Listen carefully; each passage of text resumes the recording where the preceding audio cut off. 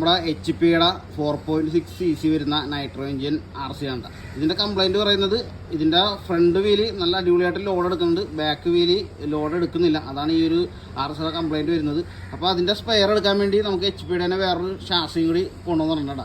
അപ്പോൾ നമുക്ക് ഇതിൻ്റെ ബാക്ക് സൈഡ് അഴിച്ചിട്ട് ഇതിൻ്റെ ഡിഫറൻഷ്യലിൽ എന്താ കംപ്ലൈൻറ്റ് ആയതൊക്കെ ഒന്ന് ചെക്ക് ചെയ്ത് നോക്കാം. അത്യാവശ്യം നല്ല പൂഴിയിലൊക്കെ കിടന്ന് ഓടി സംഭവം ഇത്തിരി സീനായിട്ടിരിക്കുന്നുണ്ട്. നമുക്കിത് മൊത്തം ഒന്ന് ക്ലീൻ ചെയ്തിട്ട് വേണം ആ ഡിഫറൻഷ്യലൊന്ന് അഴിച്ച് സെറ്റാക്കാനായിട്ട്. ഈ ഒരു ടീത്ത് മൊത്തം തേഞ്ഞ് പൊട്ടിപ്പോയിട്ടുണ്ട് കേട്ടോ സംഭവം. അതാണ് ബാക്ക് വീലിൽ അത്രയും ലോഡ് കൊടുക്കാത്തത്. നമുക്ക് ആ ഷാസിലൊന്ന് അഴിച്ചു നോക്കാം, അതിൻ്റെ അവസ്ഥ എങ്ങനെയാണെന്ന് നമുക്കറിയില്ല. അതും കൂടി ഒന്ന് അഴിച്ചു നോക്കാം. സ്പെയർ പാർട്സിന് കൊണ്ടുവന്ന ഷാസിലെ ഡിഫറൻഷ്യലാണ് നല്ല പുതിയതുപോലെ ഇരിപ്പുണ്ട്. അപ്പോൾ നമുക്ക് ഈ ഒരു ഡിഫ് നമ്മുടെ മറ്റേ വണ്ടിക്കകത്ത് നമുക്കൊന്ന് സെറ്റ് ചെയ്യാം. സവേജിൻ്റെ ബാക്ക് ഡിഫും കാര്യങ്ങളൊക്കെ മാറ്റി നമ്മൾ സെറ്റാക്കിയിട്ടുണ്ട്. അപ്പോൾ നമുക്ക് വണ്ടി ഒന്ന് ജസ്റ്റ് ഒന്ന് ഓടിച്ചു നോക്കാം.